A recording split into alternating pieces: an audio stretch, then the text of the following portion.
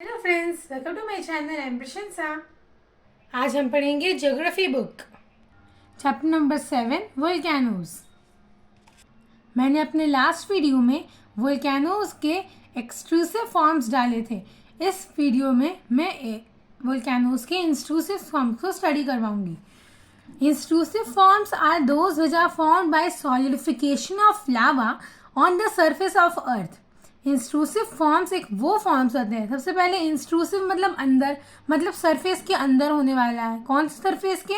Earth surface के अंदर होने वाला है। जो भी प्रोसेस होने वाला है, क्या प्रोसेस होने वाला है? वोल्केनोज है, तो वोल्केनोज से हमेशा लावा इरप्ट होता है, मटेरियल्स इरप्ट होते हैं।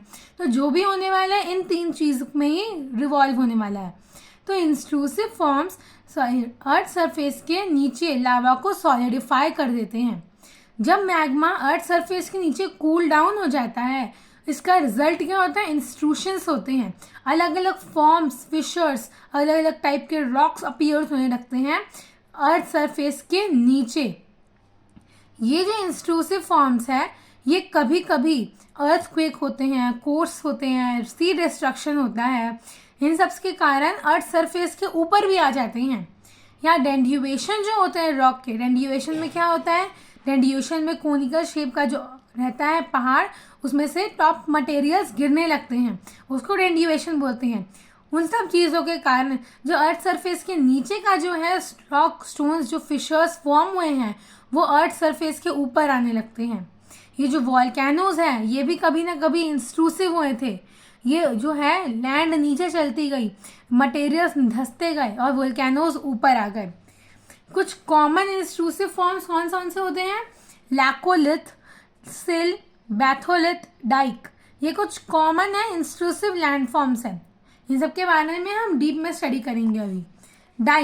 Dyke are intrusions of magma lava of vertical form. Dyke क्या होता है? वर्टिकल फॉर्म का होता है, एक स्ट्रेट लाइन होती है मैग्मा या लावा की। They are usually narrow but may extend several kilometre in length. ये लोग छोटे होते हैं, पतले से होते हैं, लेकिन इनका जो लेंथ है वो several किलोमीटर तक जा सकता है। Dyke are generally more resistant, मतलब ये लंबे समय तक टिके रह सकते हैं, जल्दी टूटते नहीं हैं। इजीनियस ओरिजिन होने के कारण ये रॉक को एडजॉइन करते हैं और नैरो रिज बना लेते हैं। इजीनियस मतलब वो बहुत हॉट होता है, और डाइक रॉक से बनता है, तो इजीनियस रॉक से डाइक बनता है। तो इजीनियस फॉर्म होने के कारण ये बहुत सारे रॉक को अपने अंदर समा देता है और एक लॉन्ग नैरो रिज बनाता है। रिज मतलब एक लाइन, वर्टिकल लाइन टाइप की। Such dyke ridge are found in Tamil Nadu and Andhra Pradesh. Andhra Pradesh और तमिलनाडु के वॉल्केनिक प्लेटियों के पास जो रहते हैं, लावा प्लेटी होती है, उसके नीचे आप डाइक का फॉर्मेशन देखोगे। आंध्र प्रदेश में और तमिलनाडु में सबसे ज़्यादा पाया जाता है। डाइक रिजेस पाए जाते हैं। नेक्स्ट है सिल। सिल क्या होता है? डाइक से ही पास से जाता रहता है और यहाँ पे एक हॉरिजॉन्टल हो जाता है लैंड के पास जाके, उसको सिल बोलते हैं। These are intrusions of magma or lava of horizontal shape which get solidified between the layers of horizontal sedimentary rock. They are form of terraces and benches on the hilltops. सिल्स क्या होते हैं? इंट्रूशंस होते हैं, मैग्मा और लावा के कारण बनते हैं और एक हॉरिजॉन्टल स्पेस वो फॉर्म कर लेते हैं। कहाँ पे फॉर्म करते हैं? सेडिमेंट्री रॉक के लेयर्स के बीच में। ये रहा अपना सेडिमेंट्री रॉक, ये जो सेडिमेंट दिख रहे हैं वो है सेडिमेंट्री रॉक, और नीचे एक और रॉक है। उन दोनों के बीच में सिल फॉर्म किया गया है। ये टेरेस और बेंचेस जो हिल बनी रहती है, उनको ये प्रॉपर सपोर्ट देते हैं, सिल। Batholith.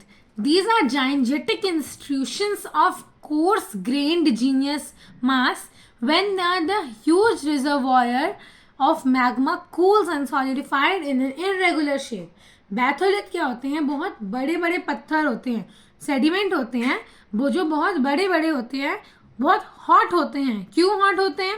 क्योंकि ये डाइक से वोल्केनो इन सब के इंस्टीट्यूशंस बने हुए हैं, तो इसलिए वो हॉट होते हैं। हॉट को इजीनियस बोलते हैं। जब वो कूल हो जाता है, वहाँ क्या बनते हैं? वो वाटर सरफेस के पास पड़ते हैं, इरेगुलर शेप फॉर्म होता है उसका, इसलिए वो कूल्स डाउन हो जाती हैं। जब वो कूल होते हैं तब वो ओल्ड माउंटेन के कोर में फॉर्म हो जाते हैं। मतलब जो बहुत पुराने पुराने माउंटेन्स रहते हैं उसका जो मिडिल पार्ट रहता है उसको हम कोर बोलते हैं, वैसा उनका फॉर्मेशन हो जाता है।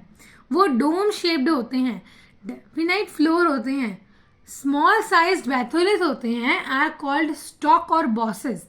बैथोलिथ को जो स्मॉल साइज होते हैं उसको हम स्टॉक और बॉसेस भी बोलते हैं।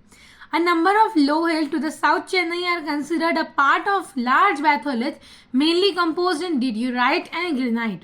Sometimes batholith rise above the sea as isolated island. Hawaii and Tahiti ये examples है batholith के, जहाँ पे batholith पाया जाता है।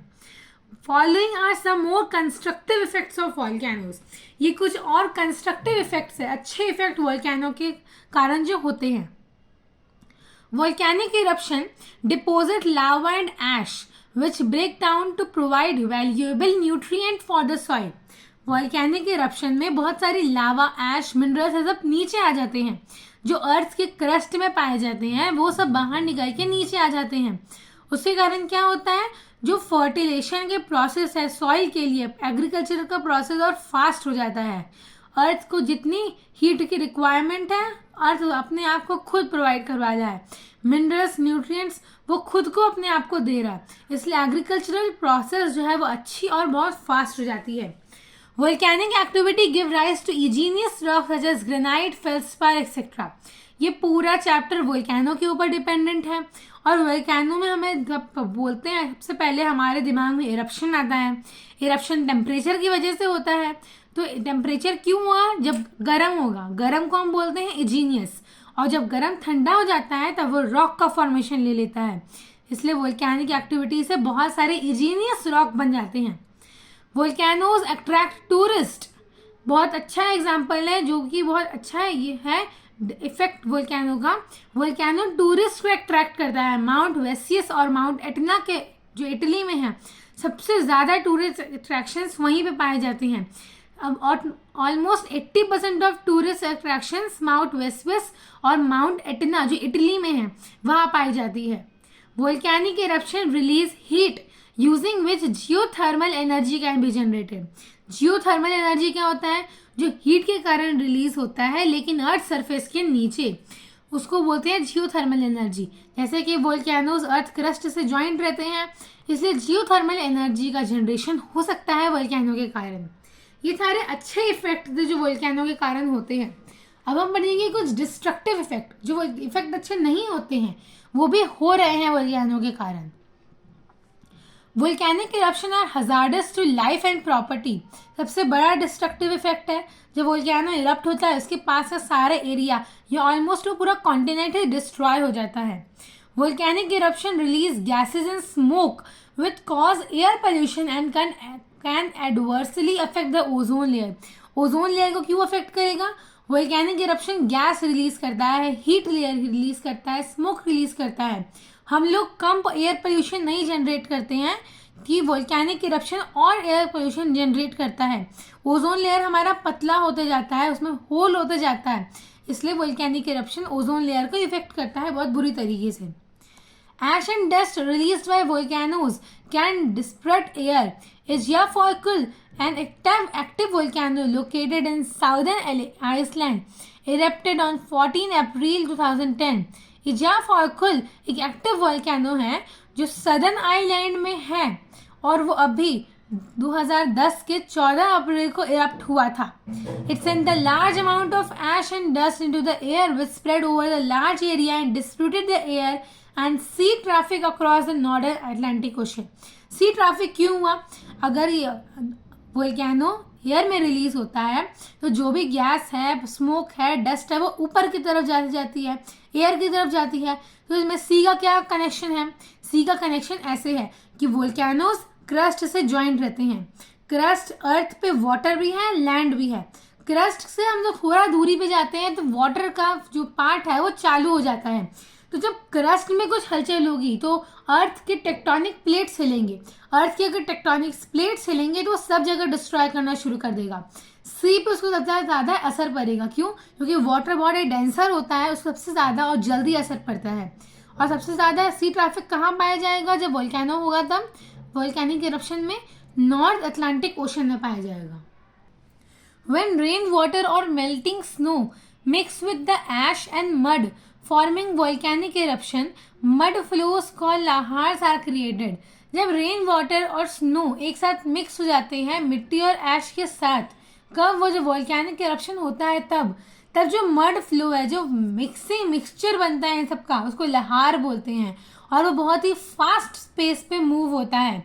जो लैंडस्लाइड होते हैं वो भी इन सब के कारण होता है कई जगह पे, कुछ जगह पे। Important volcanic zone of the world. There are evidences of volcanic activity during the long period of geological history of the earth. There are thousands of extinct volcanoes both on the continent and on the ocean floor. Ocean floor में volcanoes है। जैसे हम history में पढ़ते हैं कि ocean के नीचे नीचे जाते जाते हैं तो एक देश हमको मिल जाएगा, या वो एनिमेशन स्टोरी है, लेकिन वोल्केनोज हम स्टडी करेंगे तब ये रियल है। ओशन फ्लोर के नीचे हमको बहुत सारे वोल्केनोज मिल जाते हैं। At present there are 500 active volcano. 500 active volcano है अर्थ की सरफेस के ऊपर। इमेजिन करो अगर ये सारे वोल्केनो एक साथ इरप्ट हो जाएंगे तो ये अर्थ नहीं बचेगी, इतने इसमें लावा भरा हुआ है इस वोल्केनो में। These are found mostly in unstable portion of Earth's crust. These are mainly belt of young fold mountain. Young fold mountain की वजह से बना है क्योंकि ताकि ये छोटे वोल्केनो, ज़्यादा बड़े नहीं हैं, छोटे वोल्केनो हैं, कम लावा इरप्ट करेंगे, लेकिन तो भी इसमें इतनी गर्मी है कि अगर ये सारे वोल्केनो एक साथ इरप्ट हो जाए तो ये अर्थ नहीं बचेगी, पूरा अर्थ डिस्ट्रॉय हो जाएगा। और उसके साथ साथ जो ऑर्बिट है, जो अर्थ जिस ऑर्बिट में घूमता है, वो ऑर्बिट भी जो इमेजिनरी है वो बिल्कुल इमेजिनरी हो जाएगी, बिल्कुल नहीं दिखेगी। द सर्कम पैसिफिक बेल्ट और ring of fire. Circum Pacific belt, जो पैसिफिक बेल्ट है, पैसिफिक बेल्ट किसको बोलते हैं? जो सर्कम पैसिफिक ओशन है, पैसिफिक ओशन के पास जो बेल्ट रिलीज होता है उसको हम बोलते हैं रिंग ऑफ फायर। क्यों? उसके पास बहुत सारे वोल्केनोज हैं, छोटे छोटे बहुत वोल्केनोज हैं, इस वोल्केनिक रीजन है वो, इसलिए हम सर्कम पैसिफिक बेल्ट को बेल्ट ऑफ फायर बोलते हैं। 80% उसमें जो एक्टिव वोल्केनो पाए जाते हैं, और एक्टिव वोल्केनो जहाँ पे मार्जिन जो पैसिफिक ओशन का है वहाँ पे मिलते हैं 80% active volcano. Belt include ends mountain south America, Rockies of north America. ये सबसे ज़्यादा डिफिकल्ट एरिया है जहाँ पे वोल्केनोज रिंग ऑफ फायर मिलते हैं। The Rocky Mountain are continued by Aleutian island to the continent of Asia. Asia की तरफ ये रॉकी माउंटेन कंटिन्यूस हो जाते हैं।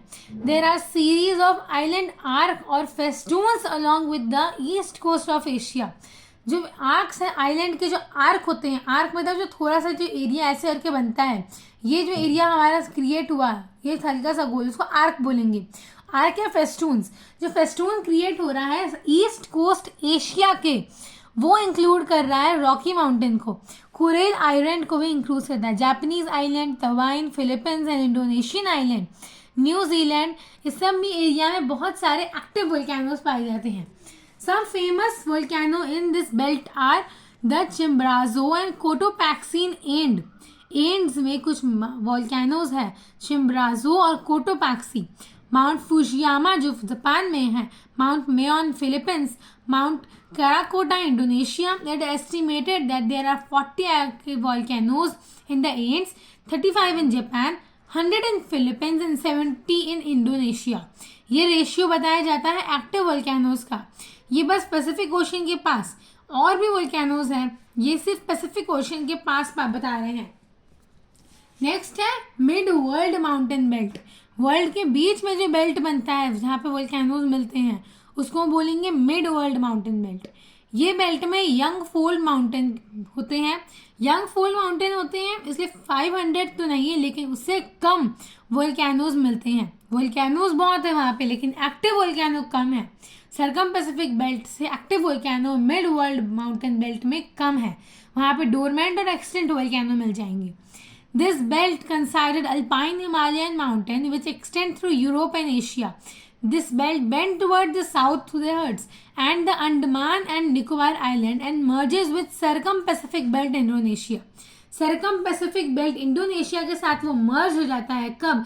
जब अल्पाइन माउंटेन एक्सटेंड होता है यूरोप और एशिया की तरफ, और अगर ये बेल्ट साउथवर्ड्स मूव हुआ विंड अगर साउथवर्ड्स चली और अगर ये बेल्ट साउथवर्ड्स मूव हुआ अंडमान निकोबार आइलैंड की तरफ, तब वो इंडोनेशिया के सरगम पैसिफिक बेल्ट के साथ अटैच हो जाता है, मर्ज हो जाता है। वहाँ उस एरिया को भी हम मिड वर्ल्ड माउंटेन बेल्ट में कंसीडर कर सकते हैं, जहाँ पे एक्टिव वोल्केनोज पाए जाते हैं। Mount Vesuvius, Mount Stromboli and Mount Etna in Italy. Italy में बहुत सारे वोल्केनोज है, बार बार इटली का एग्जांपल्स दिया जा रहा है। इटली में पॉपुलेशन भी बहुत कम है और इटली में वोल्केनोज भी बहुत सारे हैं। इटली में हमें अपने देखा था 80 to 65 वोल्केनोज माउंट एटना में है, जो इटली में पाया जाता है। सबसे ज़्यादा वोल्केनिक बेल्ट जो है इटली में फॉर्म हो रहा है। There are no active volcanoes. Himalayan range में वोल्केनोज है लेकिन एक्टिव नहीं है, स्नो के कारण ढक गए हैं, बहुत ही कूल डाउन हो गए हैं, इसका एक्टिवनेस इनका चला गया है।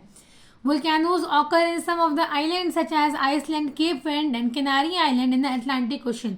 ज़्यादातर यहाँ पे कोल्ड जगह के एग्जाम्पल्स दिया जा रहा है वोल्केनो ऑकरिंग का। क्यों? क्योंकि अर्थ क्रस्ट खुद बहुत हीटेड रहता है कि उसके ऐसी जगह पे वोल्केनोज नहीं फॉर्म करना है जहाँ पे और गर्मी हो। Mount Kilimanjaro and Mount Kenya are volcanoes along with the margin of African Rift Valley. The Hawaii Island are volcanic island in the Pacific Ocean. There are many isolated volcanoes island. Isolated मतलब ये island volcano के लिए जाने जाते हैं। ये है कुछ आइसोलेटेड। अफ्रीकन रिफ्ट वैली इसमें से एक है। आई होप मैंने जो पढ़ाया आपको समझ में आ गया है। तो भी कोई डाउट है तो मुझे कमेंट करके पूछना है। मेरी वीडियो को लाइक सब्सक्राइब और शेयर करना, बेल आइकन प्रेस करना। Thank you, bye.